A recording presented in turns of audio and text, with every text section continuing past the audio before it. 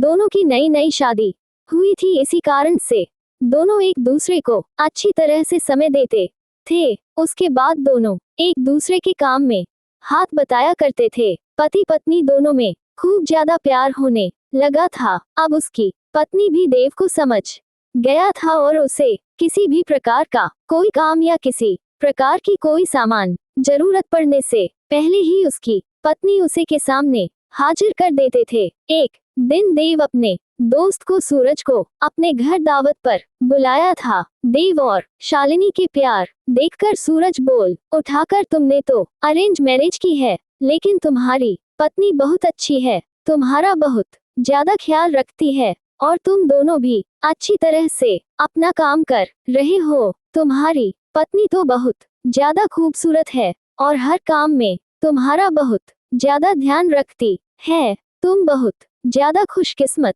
होगी, तुम्हें arrange marriage होने के बावजूद भी तुम्हें इतनी अच्छी पत्नी मिली है। एक दिन देव अपनी पत्नी से कहता है कि तुम जाकर तैयार हो जाओ, हम लोग कहीं घूमने जाने वाले हैं। हम लोगों को शादी की होगी, इतना दिन हो गया है और बहुत सारे काम होने के कारण हमें टाइम भी नहीं मिला है घूमने के लिए। चलो वहाँ आज हम लोग घूमने के लिए कहीं चलते हैं। इतना सुनकर उसकी पत्नी शालिनी ने कहती है कि आपने तो बिल्कुल अच्छा कहा जी, बहुत दिनों से हम लोग कहीं घूमने नहीं गए, अच्छा हुआ आज आपने बोल दिया, हम लोगों का मन नहीं लग रहा था, चलो कहीं घूम कर आते हैं। दोनों एक कार में बैठकर घूमने के लिए निकल पड़ता है। रास्ते में जब हाईवे पर गाड़ी जाती है तो उसे एक बड़ी गाड़ी में टक्कर होने के कारण दोनों दुर्घटनाग्रस्त हो जाते हैं। देव को जब हो जाता है तो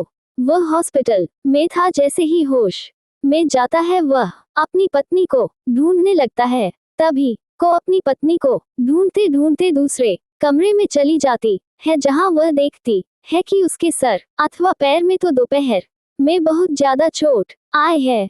देव घबराकर डॉक्टर से पूछता है कि मेरी पत्नी की तबीयत ठीक तो है, क्या वह सही हो जाएगी ना? तभी डॉक्टर कहता है कि तुम्हारी पत्नी की पैर की नसों में ज्यादा खून निकलने के कारण पैर को काटना पड़ा है, वह नहीं चल सकती है। इतना सुनते ही शालिनी की आंखों में आंसू आ जाता है और कहता है कि मैं तो आपके ऊपर अब बोझ बन गया हूँ,